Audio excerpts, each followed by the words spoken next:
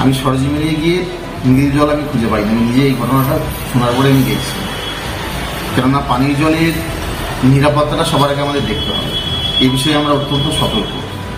আর আপনাদের মাধ্যমেও আমি এটা বার্তা দিই, এটা একটি ব্যতিক্রমী ঘটনা। একদম গলির একদম শেষ প্রান্ত দুটি কল আছে, আমি নিজে গিয়ে এখনো পর্যন্ত দেখিনি নীল জল। ওনাদের কথা অনুযায়ী আমি গেছিলাম। আগামীকালকে ওই জায়গাটা আমরা পাইপ ওয়াশ করে দেবো আর একদম শেষ প্রান্তটা। আর এটার সঙ্গে অন্যান্য পানীয় যে কলগুলো রয়েছে সেটার কোনো সম্পর্ক নেই। কালনার জল একদম নিরাপদ।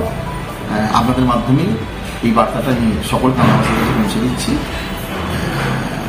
আর যে জলটা নীল জল পড়ছে, যেটা আর কি ওনাদের বলার, যেটা আর কি ওনারা বলছেন, সেই জলটা আমরা সংগ্রহ করে আমরা বর্ধমানে আমরা অলরেডি পাঠিয়ে দিয়েছি।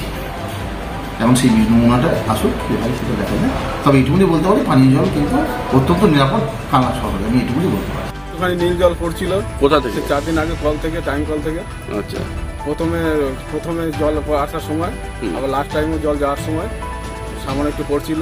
লাস্ট টাইমে 4 দিন আগে পড়েছে, আবার আজকে একটু দুপুরবেলা আসার টাইমে পড়েছে। এটা কি মিউনিসিপালিটির জল? মিউনিসিপালিটির জল। আচ্ছা, এই জল দিয়ে আপনারা খাওয়া দাওয়া করেন? হ্যাঁ, সব খাওয়া দাওয়া হয় এই জলে।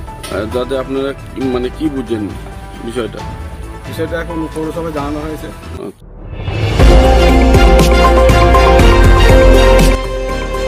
আমার বাংলা, সঙ্গে থাকুন, সঙ্গে রাখুন। আমার বাংলা।